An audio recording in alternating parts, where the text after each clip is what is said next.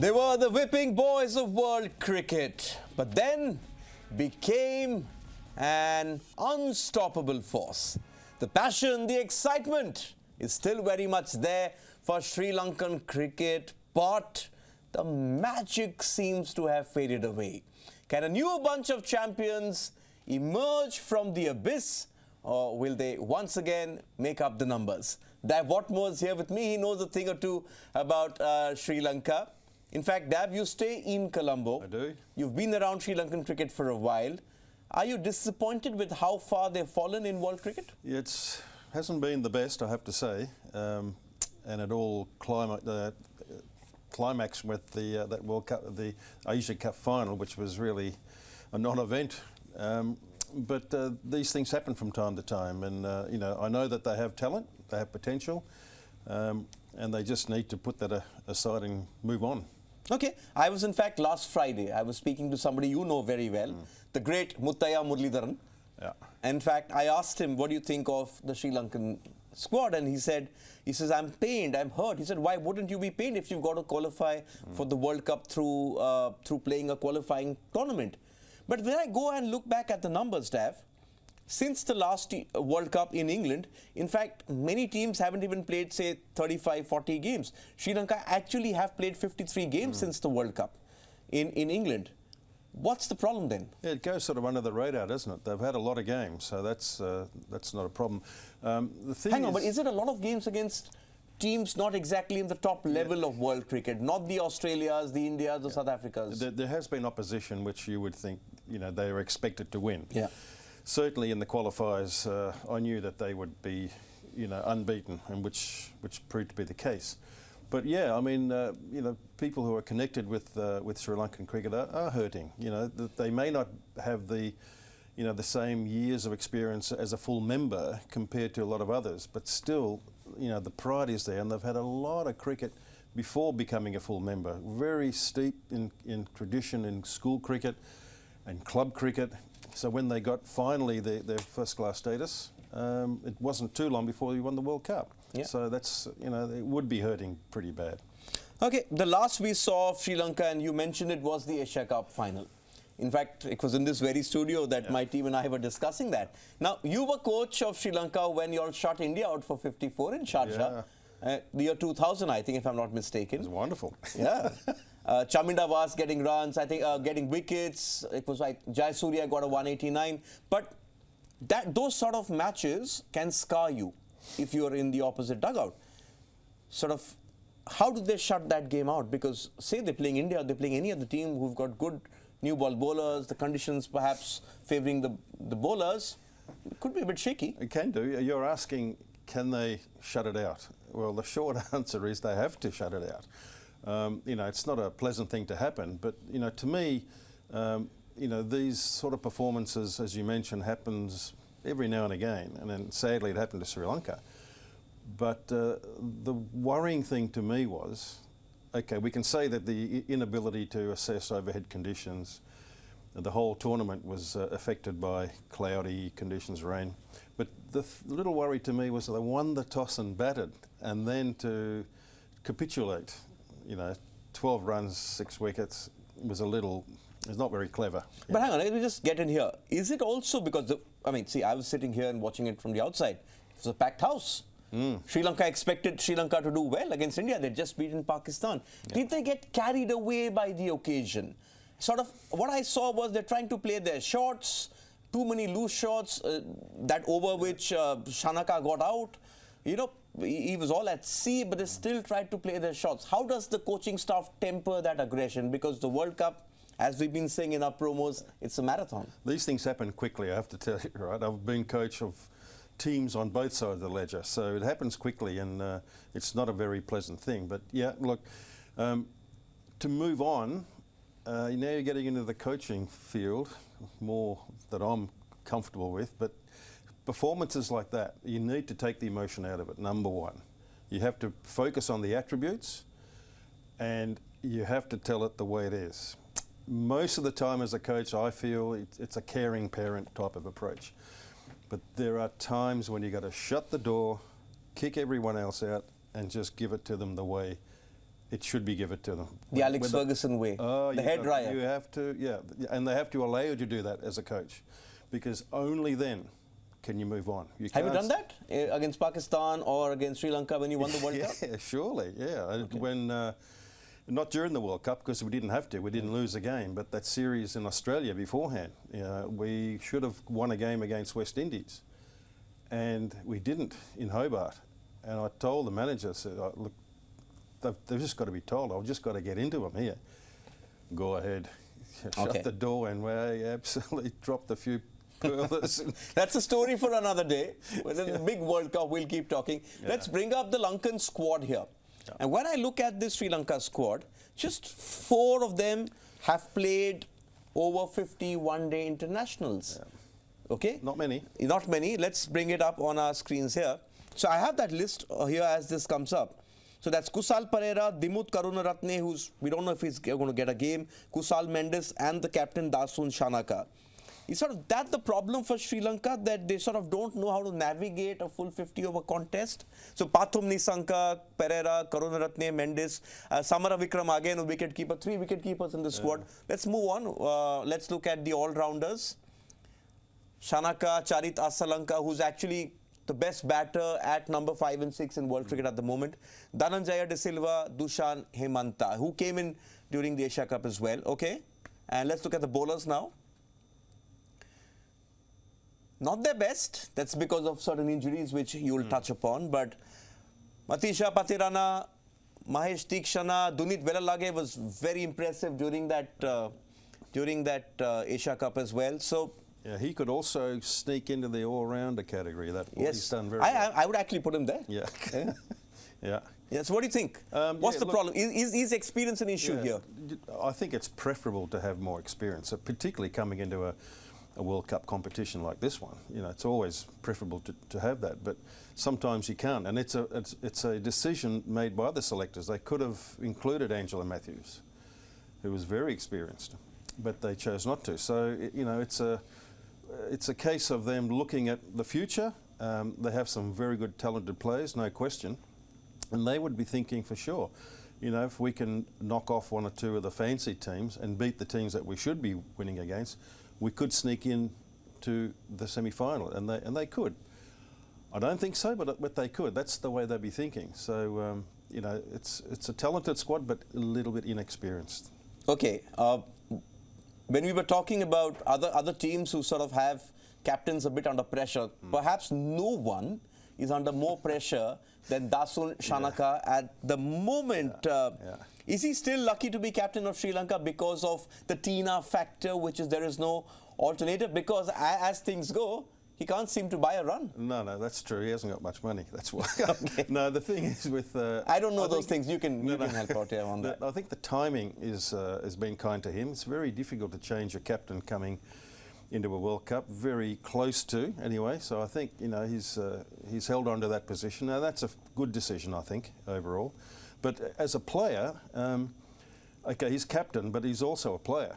And he's got to try and contribute to this team, which he's been struggling, as you quite rightly said.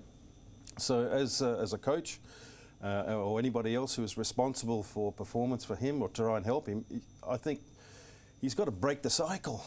You know, I've been through it. A lot of cricketers, all cricketers have been through it, where you're out of form for a while. So what normally happens is when you miss out on runs or wickets, you train harder, you work harder, you work longer, and then it doesn't work, and then you just keep digging a hole deeper and deeper. You get let me stop you there. We were looking at some numbers of Dasun Shanaka as you were talking. Say I transport you back into that Sri Lankan dressing room just for a day, and you're back in your role as former Sri Lanka coach. How do you get him firing? What do you tell your captain? Because you need your captain of a very young team to be up there and sort of get his A game. His focus is on winning a World Cup, but he himself knows he's struggling. As a coach, how do you get the best out of him? Well, that's what I was coming to. I think he has to break the cycle. Whatever he's been doing has not worked. So at training, you don't touch a bat. You don't touch a ball. You help out in other ways. So it's important that also, alongside that, you get genuine confidence from the people who matter, and that's your coaches, could be one or two senior members of the administration, that you honestly feel that you are supported, and there's a warm feeling that we all want you to come back. But one thing's for sure, is as a player, technically it's not working, you've got to break that cycle. You know, if you can do that, and then there's a chance to turn it around. And we all know, and let's not forget, the last time he was in India, he did a pretty decent job. He got 100 as well. Yeah, he was successful. So he's coming into a, into a country that I'm sure has some fond memories. Okay. One player who we didn't see on that list is Wanindu Hasaranga. Yeah, and Dushmantha Chameera. And Dushmantha Chameera, the left arm.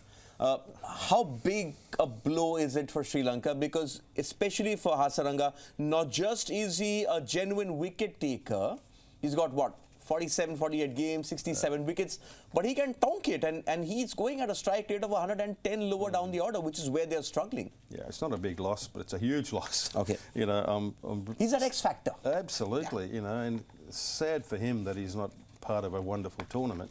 Sad for the team too. So along with Dushmantha Chameera, both of those boys are capable, I think, of keeping the opposition totals to a manageable figure so they can chase. And if they are setting a total, I think those two guys will play a big role in protecting that total. They're not there. You know, they're going to really miss them, I think. Okay, but every sort of mishap for someone is an opportunity for someone else. Dunit Velalage, he was very, very impressive. And I'll tell you what impressed me. Not just the fact that he took wickets. Against whom did he take those wickets? Against India? Yeah. Who sort of learned to play spin in their sleep. He had some of the best batters of Indian cricket struggling. They didn't know what was coming. Surely, yeah. No, I think he's a wonderful talent, and he got an opportunity because of reasons, as you mentioned. So, you know, he's taken it. I think he's shown that he's got a little bit more than what you think. He's, you know, in the brain, in the head. And I think he's capable of withstanding a bit of pressure, and it's going to come. Surely it'll come in some of these games that he's going to have to overcome that, continue to land the ball in the right area, repeat good deliveries, and, you know, he's going to be an asset to that team a long time to come. Could be one of those emerging stars of this World Cup. Another emerging star is the new slinger in town, Matisha Patirana. In fact, he's sort of been thrust into the spotlight because he was picked by none other than Mahendra Singh Dhoni, you remember, has an eye for talent. Then there's Tikshana as well. So the bowling seems very sorted despite these two not being there.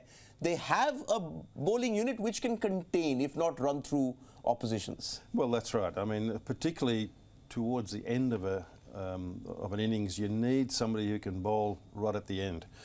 And that's when the most intense part of the 50-over game is. So if you're able to have one or two of those boys in there who can, you know, keep it down to like 8 and over, even 9 and over is okay, if you know what I mean.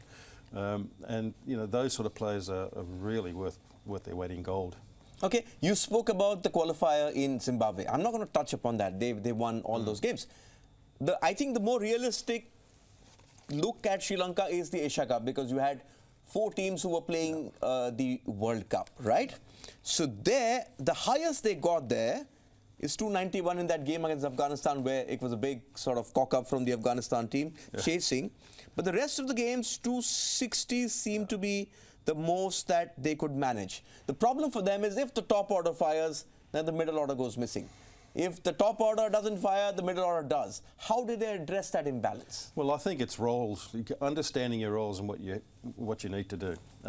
Whether you're chasing a total or you're setting a total, there are certain players who are tasked with doing certain things.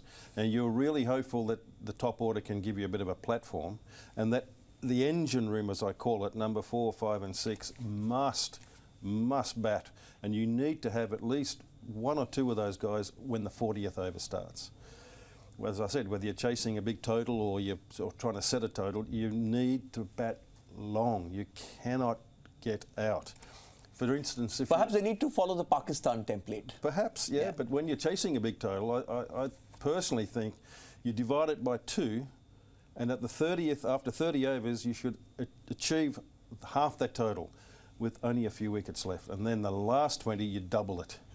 And that's my way anyway of trying to achieve chasing large totals. No, I thought you just put Kalu Bitarna and say Surya up top and just get those runs in the first 10. Okay, you spoke about 4, 5 and 6. So what we're doing is we're asking Dav to sort of bring up and tell us his ideal Sri Lankan 11. Let's bring that up on our screens and you can perhaps talk over it. What is the ideal Sri Lankan 11?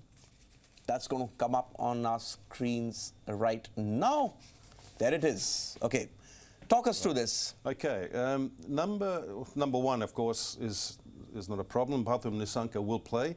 Now you have a choice. You have a choice between conservative approach in Karunaratne, the ex-captain, or if you go for Kushal Pereira, who is definitely a batsman who is going to get on with it. So if you pick him, then you know he's going to. He's in the Jayasuriya mode.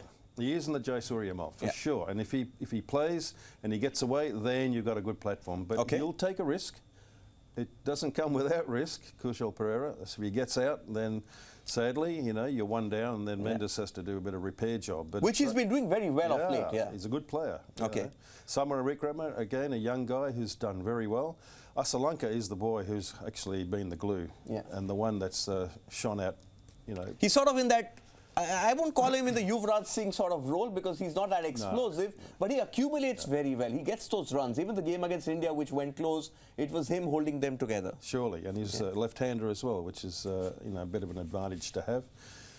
But this doesn't look very nice, right? Getting Dasun Shanaka right down there at, what, 8? Well, yeah, because he can be a finisher. He gets a little bit of confidence. With a little bit of experience down there, you need him. I think you need him down there. The young Wellelegay also bats with heart. Yeah. And I think he'll make a small contribution. But really, after Shanaka, 9-10 Jack's not going to do much. Okay. So that's Dav's team for this World Cup for Sri Lanka. They won this 3 games in 2019. Where do you think they're going to finish?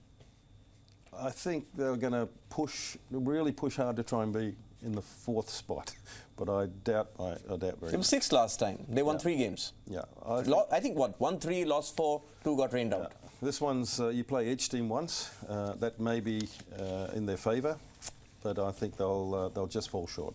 Okay. Semi-final. And clearly, the great Muttiah Muralidharan and his coach from the 1996 World Cup winning team, Dav Whatmore, won't be too happy with that. But as he said, they have sort of decided that the transition has to happen, especially after the last World Cup where they got hammered. And perhaps that explains why just 4 of them have played over 50 one-day internationals. Perhaps 2023 is too early for this Sri Lankan team.